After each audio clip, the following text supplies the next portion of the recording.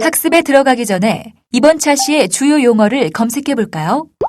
주어진 용어를 입력란에 입력한 후 검색 버튼을 클릭해 보세요.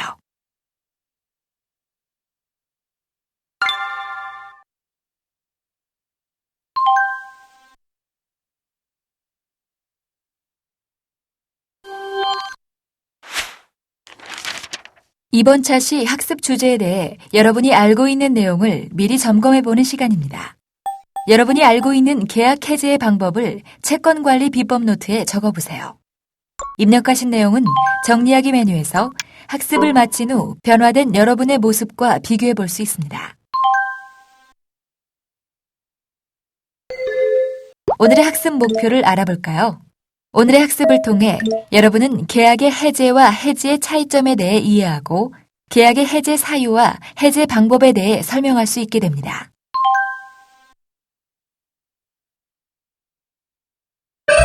케이스 01 손해보는 장사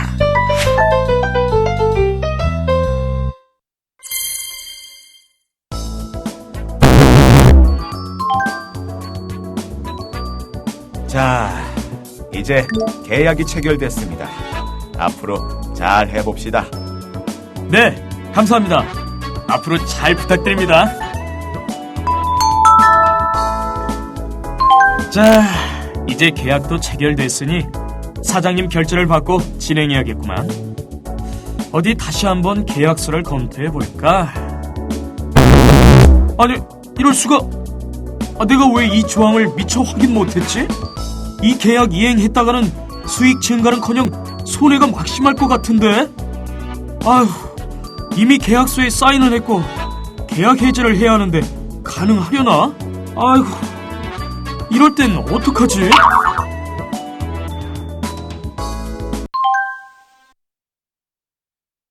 사례를 잘 보셨습니까? 살펴보신 사례에서처럼 계약을 잘못 체결하여 계약대로 이행 시 상당한 손실을 볼 수 있는 경우에는 어떻게 해야 할까요?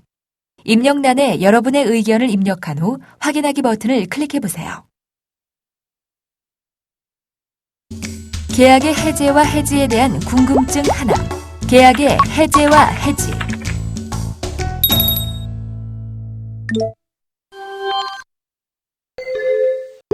계약을 이행하기 전에도 계약 해제가 가능합니다. 당사자 어느 한편이 계약 이행에 착수할 때까지는 매수한 사람은 계약금 또는 보증금을 포기하고 매도한 사람은 계약금 또는 보증금의 2배액을 물어주고서 매매 계약을 해제할 수 있습니다.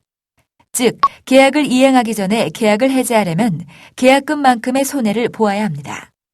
이때는 별도 손해배상 청구는 불가하며 이 경우에도 상대방이 계약 해제의 사실을 알 수 있도록 반드시 매매 계약의 해제 사실은 통보해야 합니다.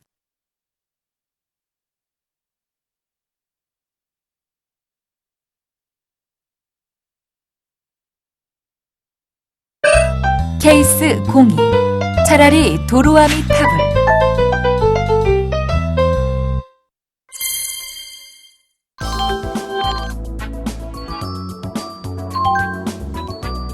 아니, 1차 납품을 20일 전에 했는데 왜 아직도 납품 대금을 변제해 주시지 않으십니까? 계약서에 분명히 3차에 걸쳐 분할 납품에 대금도 납품 시마다 3회에 걸쳐 받기로 하지 않았나요? 글쎄, 변제를 안 해드린다는 게 아니고 지금 격리 담당자가 휴가 중이니 곧 보내드린다니까요. 아니, 그게 말이 됩니까? 이렇게 계속 차일피일 미루시기만 할 거면 차라리 계약 해지하고 납품한 물품도 반품해 주십시오. 그게 아니라니까요. 됐습니다. 자꾸 이런 식으로 하시면 저희도 가만히 있지 않겠습니다.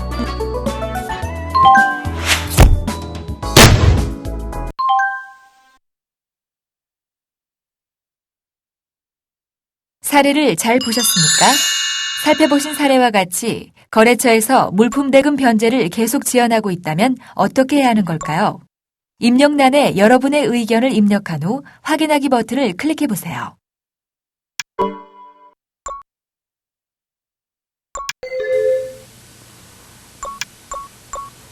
거래처에서 물품 대금 변제를 지연하고 있고 납품한 물품을 거래처에서 보유하고 있는 경우는 차라리 계약을 해지하고 납품한 물품을 반품받아 오는 것이 나은 경우가 있습니다. 이때는 빠른 시간 내에 계약 해지를 하고 물품을 반품받아 오도록 하여야 합니다. 시간이 지나면 거래처에서 그 물품을 다른 사람에게 판매하는 등 처분할 수가 있으므로 이때는 의사결정이 빨리 이루어져야 합니다. 계약의 해제와 해지에 대한 궁금증 2. 계약의 해제 사유 및 해제 방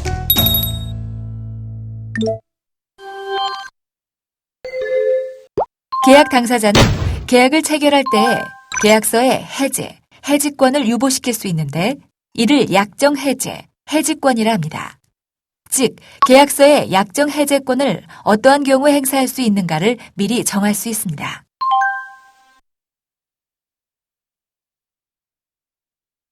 일반적으로 계약에 정하는 계약의 해제, 해제 사유는 계약의 이행을 지연시키는 경우와 계약 상대방이 발행한 어음, 수표가 부도 처리된 경우, 계약 상대방이 가압류, 가처분, 압류, 경매, 체납처분, 강제집행 또는 회사 처리, 화의 등에 있는 경우, 그리고 물품의 부당은닉, 채무면탈, 기도횡령 등 계속적 거래를 유지할 수 없다고 인정될 때에 해당됩니다.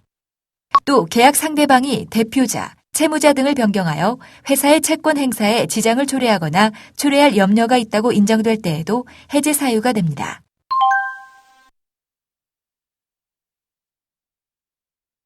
이번에는 법정 해제권에 대해 알아보겠습니다.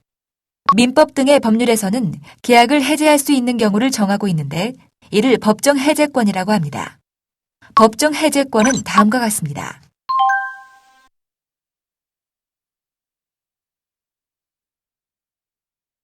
다음은 법정 해지권에 대해 알아보겠습니다.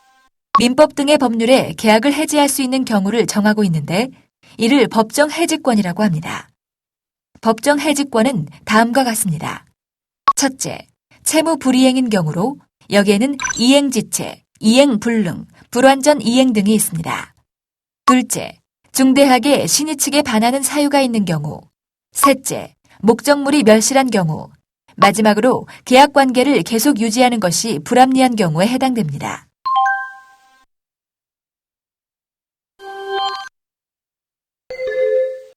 계약의 해제 방법으로는 해제와 해지가 있습니다. 먼저 일시적인 거래에 대하여는 해제를, 계속적인 거래에 대하여는 해지를 할 수 있습니다. 해제, 해지 통지의 방식에는 제한이 없으나 실무상으로는 주로 상대방에게 내용 증명으로 해제, 해지 통보를 하며 이 통지에는 상당한 유예기간 내에 의무사항을 이행할 것을 통보합니다. 이때 일정한 기간은 보통 14일의 기간을 줍니다. 해제의 의사표시는 상대방에게 도달하면 효력이 발생하는데 상대방이 여러 명일 경우에는 전원에게 통지해야 계약의 해제 효력이 발생합니다. 단, 상대방이 미리 이행하지 아니할 의사를 표시한 경우 또는 정기행위의 경우에는 유예기간을 주지 않고 바로 해제, 해지할 수 있습니다. 또 앞서 말한 일정한 기간 내에 계약 내용을 이행하지 않으면 계약이 해제됨을 통보합니다. 그리고 일정한 기간 내에 계약이 이행되지 않으면 계약은 해제됩니다.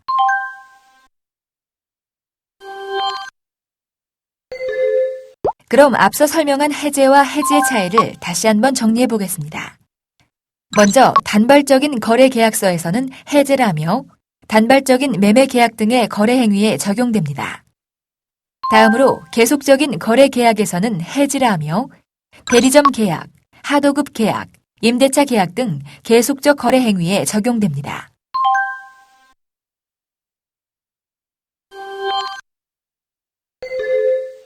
이번에는 해제와 해지의 효력 차이에 대해 살펴보겠습니다.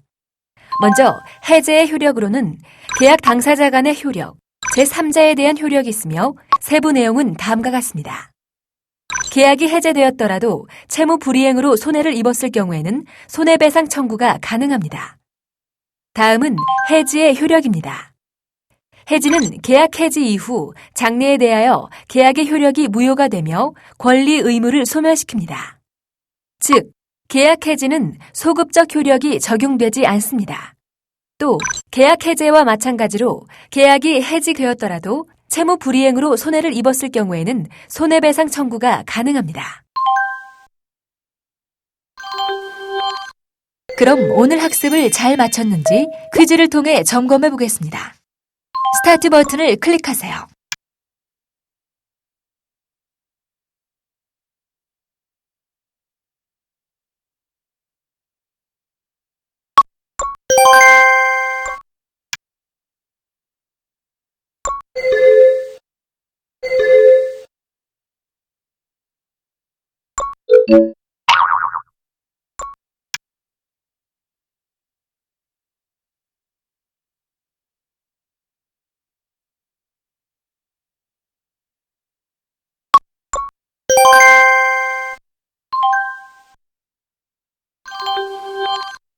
오늘은 계약의 해제와 해지에 대해 알아보았습니다.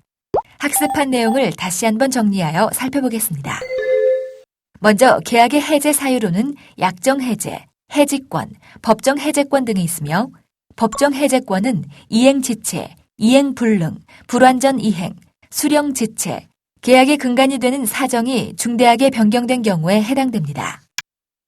계약의 해제 방법으로는 일정 기간까지 계약 내용을 이행할 것을 통보하는데 이때 일정한 기간은 보통 14일의 기간을 줍니다.